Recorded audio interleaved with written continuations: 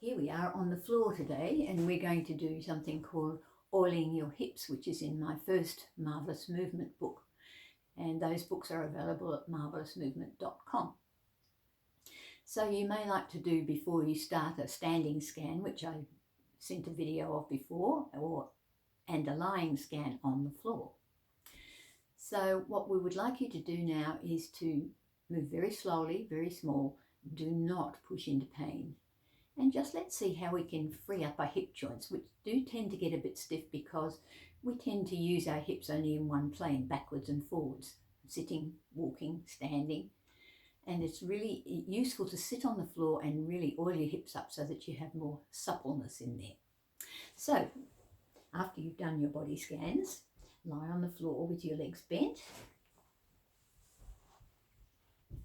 And just gently begin to tilt your knees to the right a little bit and back to the left a bit and back to the middle. And just notice as you do that, the quality of the movement. Does it feel smooth or a little bit jumpy? Does one leg want to lead? Always asking yourself questions. What does this feel like? And how far through your skeleton do you feel the movement of your legs and your feet, your pelvis, your spine? Where do you feel the movement elsewhere in your body? And notice how you breathe as you do that. You breathe in or out, or hold your breath as you move to the left and back.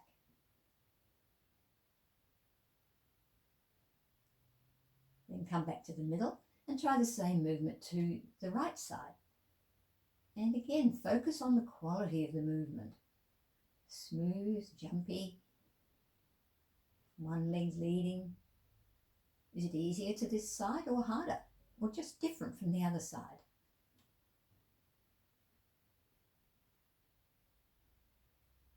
Okay, come back to the middle and have your feet now about the hip width of your hips apart.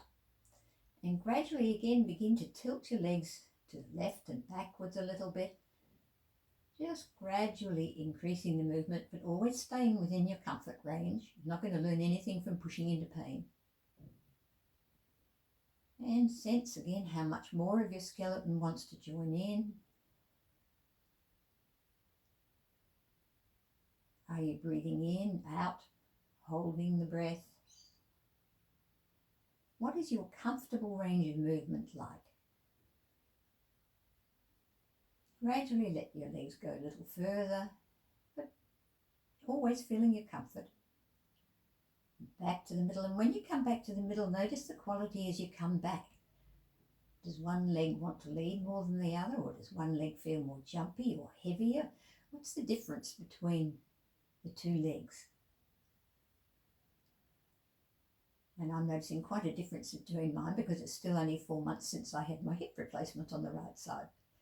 Now, once you get to the left side again, begin to bring the right leg back to the right and leave the left leg where it is until you get an invitation from the right leg for the left leg to start coming back to the right as well. And take your time. I find this quite jumpy. Gradually, as you come back to the middle, keep the space open between your knees. And gradually tilt the legs to the right and back again. And once you get over to the right, then you can let the left leg come and join the right leg. And your left knee may come near towards your right foot. Then let the left leg lead the way back again. So it lifts towards the middle, noticing the quality of the movement. And only when the left leg invites the right leg to come along, begin to tilt the legs to the left, keeping that space between the knees. But the slower you do this, the more you notice. And gradually, as the left knee comes towards the floor, you can let the right knee come down somewhere near the left foot. And then again, bring the right leg back to the right. Wait for it to invite the left leg to come along. And for each of you, this will be a totally different experience, but it's noticing the differences that is how your brain learns. When your right leg comes to the floor, bring the left knee back again, down to the floor near the right foot. and then very slowly come back again to the middle. And now just simply tilt both legs a little bit to the right and a little bit to the left, and notice the quality of the movement now, and maybe there's a little bit more of you involved. Or maybe you can feel a little bit more how the pelvis rolls from side to side. The movement might be a bit smoother or may not be.